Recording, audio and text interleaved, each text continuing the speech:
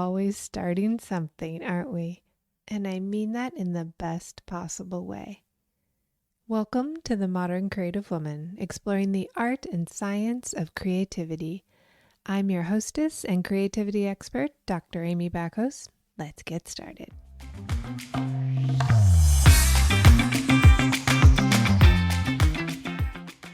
Hello, Modern Creative Woman. We are here to dive into a topic close to all of our hearts. You may love them or you may hate them, but we all have them. I'm talking about embarking on new beginnings and navigating the path of fresh starts. We've all been there, haven't we? Started things, school, a wellness routine, relationships, creative projects, even that sweater that we're knitting with love. But let's be real. While commencing might be our forte, completing can be a completely different story. It's in these moments that we often find ourselves stuck in the hesitation to finish. Or maybe you're a person who really struggles to start if you think that the endeavor is something deeply meaningful, where our emotions and our expectations are all intertwined. In this episode, I want to peel back some of the layers of a fresh start because as the calendar is tiptoeing toward September, it brings the promise of renewal and of course a fresh start. Although January holds the official title of New Year, there's this unspoken magic, I think, that happens about the end of August, beginning of September. It's really a time that's synonymous with school beginnings, a shift in the seasons, new seasonal clothes, the September issue of Vogue. And it's that refreshing feeling of the possibilities around transformation. Interestingly, or at least interesting to me, September possesses a real dual nature. It's about both beginnings and endings, and I love that contrast. The stores and the adverts remind us that the holidays will be coming soon and then the new year will start. And this kind of tension between the new beginnings of September and the anticipation of endings is the perfect place to begin our conversation on fresh starts. Amid the really tangled temptation of beginning something new, and the frustration of endings not going the way we liked them to, feeling as if we don't have enough time to finish, we can find that real sweet spot for mindful awareness around beginnings. I want to share with you today my 4-part formula that you can use to approach all of your fresh starts and all the ways that you think around beginnings. It'll allow you to drop the judgment and self-criticism when you stumble in your change process. And these are the steps that have helped me and thousands of women that I've worked with. So number 4, focusing on the negative parts of what is unfinished can make us feel so uncomfortable. Our mind goes negative any chance it can. And our brains will actively sift through memories to find negative stories about quitting. So if I ask you to think about unfinished projects, your mind probably goes towards things that you wish you would have finished. Your mind might gravitate towards the grand endeavors that have been left hanging, maybe educational goals, personal transformations, emotional journeys. And your mind, left to its own devices, will find some kind of judgment to heap on top of these endings. Your mind might call them failures. But here's the thing. In the middle of these grand endeavors, we're also constantly embracing kind of this rhythm of starting and completing everyday tasks. Just ranging from whipping up a meal to tidying up our spaces. We begin and we have a middle and we have an ending to so many things. So what was the last thing you completed that is still incomplete?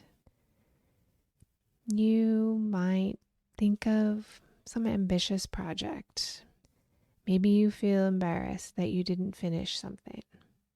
we're always starting and stopping, and we can tend to get stuck in the things that are unfinished. And that's a natural byproduct of how our brain works. It's a hack you can use. Start a project that you don't have all the answers for and sleep on it. Your brain will keep working on it. It's just natural that our mind lingers on things that are unfinished. The key here is to train your brain and just ask your mind for more examples, for positive stories, and for reframes of the negative stories. Now, you can beat yourself up for making a bad choice, like skipping your creative projects for a month. Or you can just ask yourself, where else was I creative this month? You might ask, when can I pull out my painting or my knitting again? Step 3 includes the recognition that we are on some kind of journey with our values. And we get there by recognizing that the unfinished business is where things are really happening in our lives. Beyond all those negative thoughts that our minds create, and beyond that I'm not good enough story that we all have, our life is just constantly beckoning us towards the direction of our values. Take your creativity, for instance. It's a journey about self-expression and mindful choices and creative rest. And this kind of journey is not at all tied to a finish line. There's not an ending in sight. It's an ongoing pilgrimage towards the essence of who you are and how you want to express yourself. You can also take, for example, your health. We're all on some kind of health journey. And we're making daily choices about sleep, nutrition, mindfulness, exercise, self-expression, and mental wellness. So if you value your health and you make it some kind of priority, you're engaging in your own self-care with love and kindness towards your body. You're checking in with your healthcare providers. You're attending to your mental health with rest, mindfulness, therapy. This is your health value in action. And that is also a direction that you're never going to reach. You don't one day wake up and say, well, I have health. Check. I'm all done. I don't have to do anymore. It's this ongoing movement towards health. The only ending to our health journey is the end of our lives. However, you might choose not to value your health and neglect your body and your mind, and that also shows your health values, or rather the unimportance of health at that point in your life. Demonstrating your values is pretty straightforward. If you want to demonstrate your values, you need to ask yourself, am I showing it on the outside? Do you see evidence for you acting on your values? And the key here is to just allow your values to be shown in action. If you value self-expression, you can't just think about it, you create time for it. When you value health, you make choices towards that direction. Number 2 is about cultivating a beginner mindset. So as we navigate this kind of terrain, I keep thinking of this quote by Suzuki. In the beginner's mind, there are many possibilities. But in the expert's mind, there are few. I'll repeat that. In the beginner's mind, there are many possibilities, but in the expert's mind, there are few. In the upcoming month within the Modern Creative Woman membership, we're going to immerse ourselves in exploring these kinds of fresh starts, and we'll embrace this kind of mindfulness and the art and science of savoring each moment, cultivating this beginner mind. But it's something that you can start right this very moment. It's a state where possibilities just kind of flourish without the negative tension of looking forward and backwards in our mind. We're staying in the moment, focusing on what all the possibilities are. So here's a good time to talk about kind of the most obvious beginning. It's the one we have every day. And every morning is a literal and metaphorical beginning. Every morning is a fresh start. And just ask anyone who's ever had a health scare, lost a loved one, or felt so low they wondered if they might make it through the night. Every morning has possibility and potential for a fresh start. Every morning I say thank when I put my right foot down and you when I put my left foot down. The key to cultivating this kind of beginner mind is to adapt your mindset to one of flexibility, of noticing each new beginning, being both firm in your values and beliefs and flexible in every circumstance along the way. This kind of psychological flexibility that comes from beginner mind is one of the keystone goals in acceptance and commitment therapy. Now, flexibility in our thinking and our approaches to our values is really core to giving us peace of mind and life satisfaction. And this leads me to the number one way to have a fresh start is to understand how we change and take perspective. The trans-theoretical model of change is a really powerful way for understanding how we change. And we use this extremely reliable model a lot inside the Modern Creative Woman. And it allows us to ease up on our negative judgments when things are not going according to plan. So the concept emerged in the 1970s from researchers Porchesca and De Clemente, and I've talked about it before on Instagram Lives and in the podcast, because these stages fit universally across all kinds of changes, from starting a creative practice to looking for a new job, to achieving a healthy body, to building a strong relationship. It's a process that fits everywhere.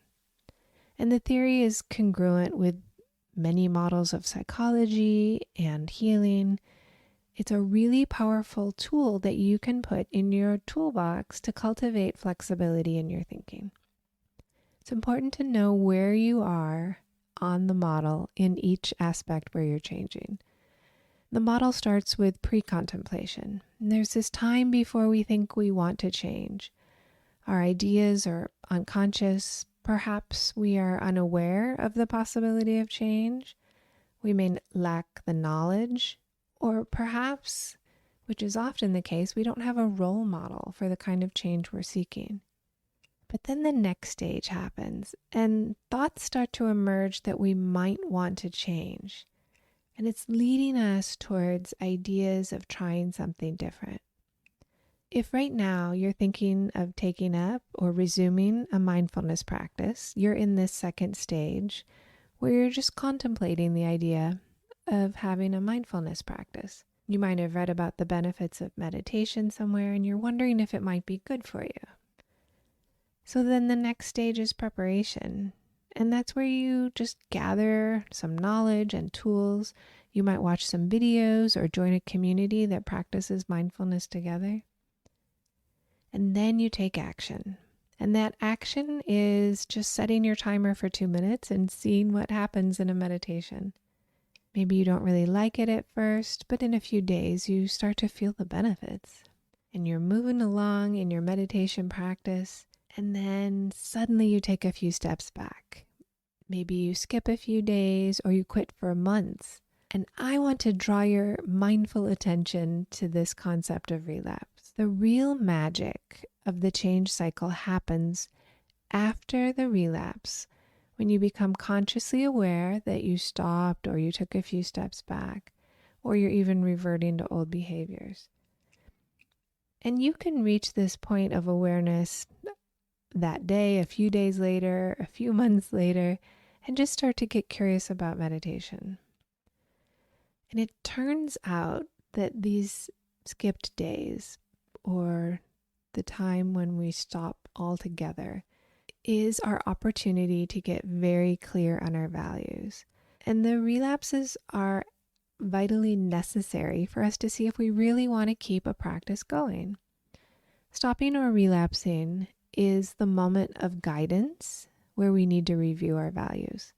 Now, a lot of people think stopping is the end, and they believe they're quitters, something's wrong with them, or change is impossible for them.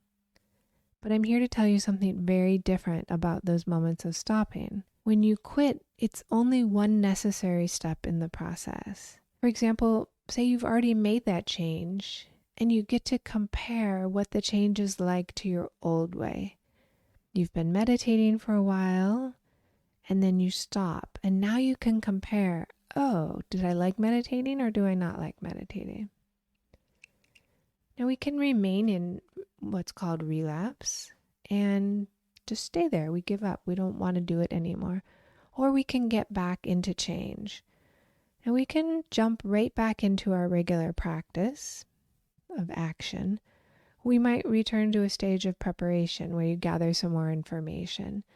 Or we might even enter that stage of contemplation. The final stage in the trans-theoretical model of change is maintenance.